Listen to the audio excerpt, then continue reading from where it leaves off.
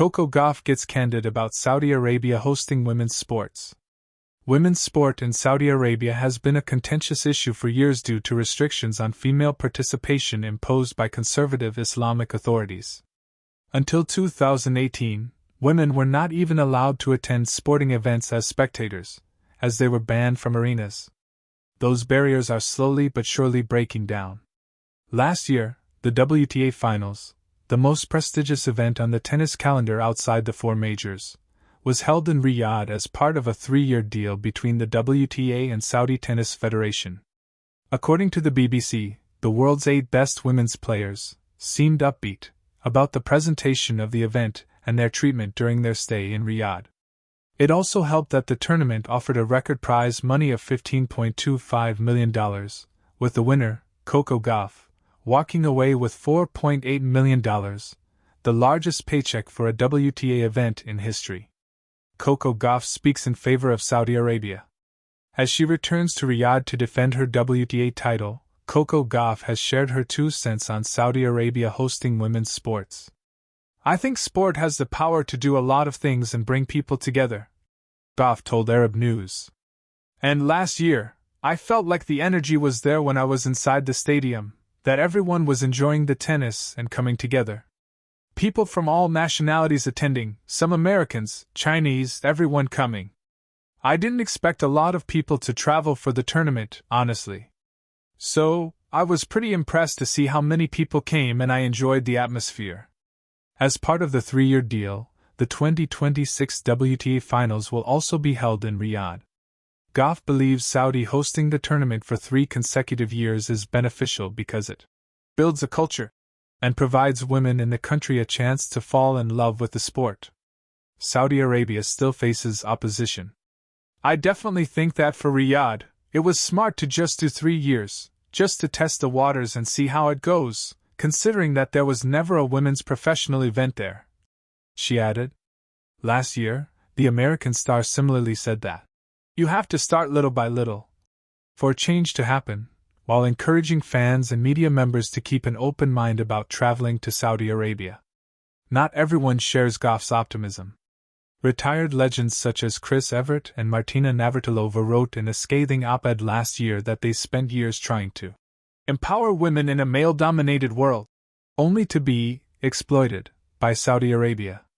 Tracy Holmes, a professorial fellow at the University of Canberra, accused Saudi Arabia of sports washing itself from countless human rights violations, citing the country landing deals with the ADP, WTA, WWE, FIA and other sporting organizations. All that opposition notwithstanding, Saudi Arabia remains a new hub for global sporting events. The country has hosted 5 consecutive F1 Grand Prix races and will host major events such as the 2027 AFC Asian Cup, 2027 WWE WrestleMania and the 2034 FIFA World Cup in the next decade. The next-gen ADP finals will also remain in Jeddah. In the vast, gleaming desert of Saudi Arabia, where skyscrapers now stretch toward a reinvented sky, a new kind of transformation is underway, one that goes beyond steel and glass. It's a transformation of spirit, of visibility, and of voice. And into this shifting landscape steps Coco Gauff, the 21-year-old American tennis sensation whose words often carry as much weight as her thunderous forehand. When asked recently about Saudi Arabia's increasing involvement in women's sports, Gauff didn't dodge the question or offer a neatly packaged PR answer. Instead, she spoke with the rare candor that has come to define her. "Change doesn't happen overnight," she said, "but conversations do matter. If hosting events there opens doors for young girls to see what's possible, then maybe it's a start. But we have to make sure it's more than just a show, it has to mean something." Those words echoed across social media and sports networks alike, a statement that straddled both diplomacy and defiance. For Gauff, the question wasn't simply about where tennis or women's sports should be played. It was about why and for whom. A generation finding its voice. Coco Gauff belongs to a generation that refuses to separate performance from principle. Whether it's speaking out against racial injustice, advocating for mental health, or defending equality in sport, she's become known for her unfiltered clarity. Her take on Saudi Arabia wasn't a rebuke or endorsement, it was an insistence on accountability. "I think visibility matters," she elaborated in a recent interview. "But so does respect. Women athletes shouldn't be brought in just to decorate a new era. We should be part of shaping it." Her sentiment mirrors the growing debate within tennis and beyond. The WTA and other sports federations have been exploring partnerships in the Middle East, where financial incentives glisten but questions of women's rights and inclusivity linger in the shadows. To many, Saudi Arabia's push into sports, from Formula One to boxing to now women's tennis, represents an attempt to rebrand the kingdom as progressive and open.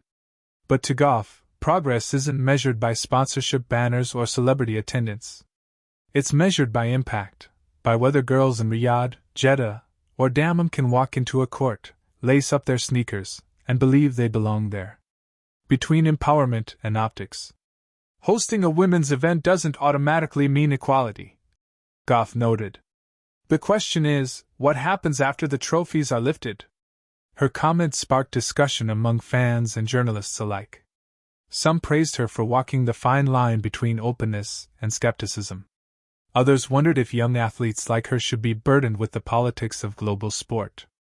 But Gauff, who has never shied away from speaking truth, seems to accept that responsibility with grace.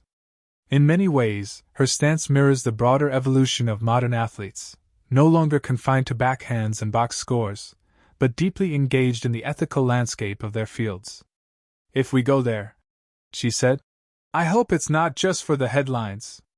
I hope it's for the girls who will pick up a racket and believe they have a place on that stage someday." That vision, of a girl in Saudi Arabia watching Gauff sprint across a court, her hair tied high, her energy electric, is precisely the kind of image that might drive real change. Representation, after all, isn't symbolic, it's catalytic. The power and paradox of globalization. Saudi Arabia's investment in global sports has been both applauded and criticized. Supporters see it as a pathway for modernization, while critics label it as sports washing, using athletic spectacle to mask ongoing issues. For Gauff, either extreme tells the full story. "Sometimes," she said thoughtfully, "you need to go into spaces that are uncomfortable if you want to see them grow. But that doesn't mean you stay silent about what needs to change." It's that nuance that makes her voice distinct. She isn't drawing lines between nations, she's drawing attention to values. Her message is clear: participation should come with purpose. And perhaps that's why her words resonate so widely. Gauff isn't just a tennis player, she's a storyteller for her generation, narrating the tension between ambition and integrity. She knows that every serve and every statement she makes travels far beyond the baseline.